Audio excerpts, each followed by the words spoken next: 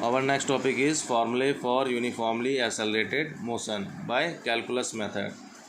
देखिए यहाँ पर हमें यूनिफॉर्मली एक्सेलरेटेड मोशन के जो फार्मूले थे, जो इक्वेशंस थी, उनको कैलकुलस मेथड से प्रूफ करना है।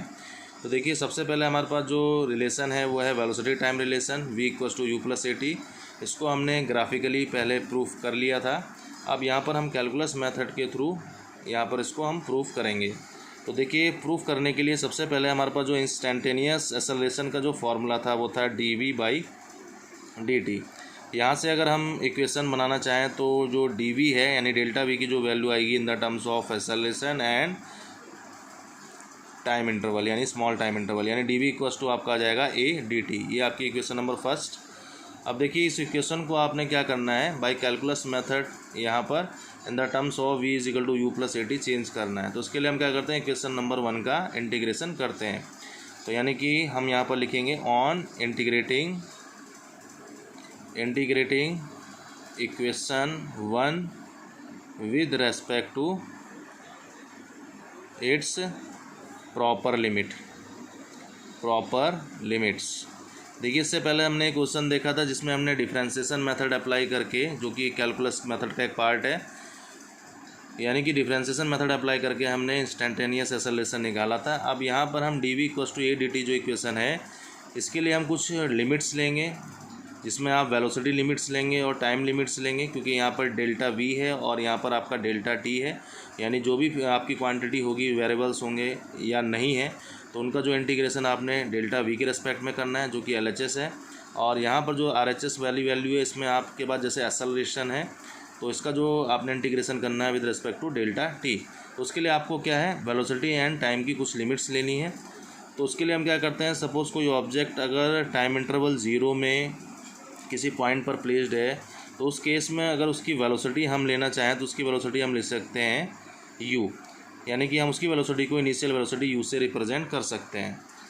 बाय सपोज अगर वो अपना टाइम चेंज कर रहा है, यानी कि उसका टाइम इंटरवल इंक्रीज़ हो रहा है, तो उस कंडीशन में जो उसकी वेलोसिटी हो जाती है, सपोज़ यहाँ पर u/v हो जाती है। ठीक है, यहाँ पर जो v सिंबल है ये वेलोसिटी को रिप्रेजेंट कर रहा है। It is initial velocity in time interval 0, it is final velocity in time interval t। तो ये आपकी जो 0 to t है ये टाइम की लिमिट हो जाएंगी, इसको हम लोअर लिमिट बोलेंगे, ये आपकी अपर लिमिट बोली जाएगी टाइम की। और यहाँ पर u/v जो है ये आपकी वेलोसिटी लिमिट हो जाएगी, ये आपकी लोअर लिमिट बोली जाएगी और ये आपकी अपर लिमिट। इनकी रेस्पेक्ट में आपको इस इक्वेशन का क्या करना है, इंटीग्रेशन करना है।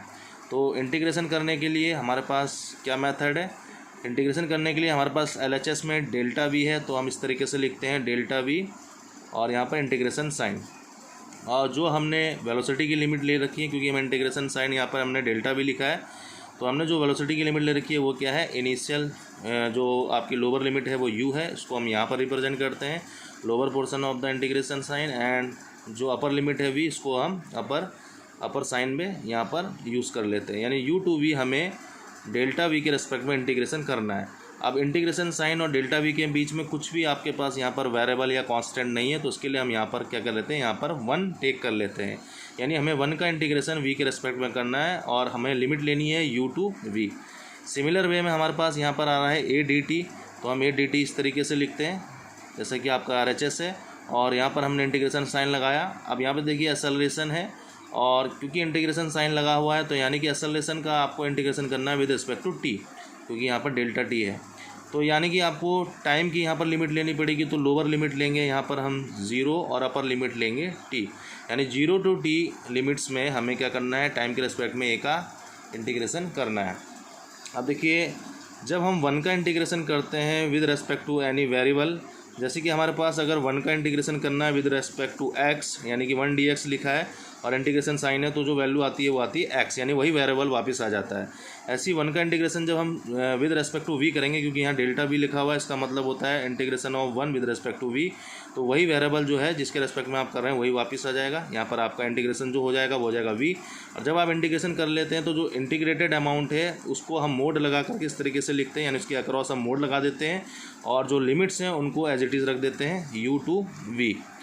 अब ऐसे ही आपके पास यहाँ पर लिखा है इंटीग्रेशन साइन a dt, यानी कि t के रेस्पेक्ट में आपको a एक्सेलरेशन जो है उसका इंटीग्रेशन करना है और लिमिट लेनी है आपको 0 to t। बट यहाँ पर जो ए है एक्सेलरेशन है वो कांस्टेंट बोला गया है, क्योंकि यूनिफॉर्मली एक्सेलरेटेड मोशन के लिए आप यहाँ पर इक्वेशन निकाल रहे हैं v is equal to u plus a t. तो आपका उसमें एक्सेलरेशन जो होता है यूनिफॉर्मली एक्सेलरेटेड मोशन में वो क्या होता है, कांस्टेंट।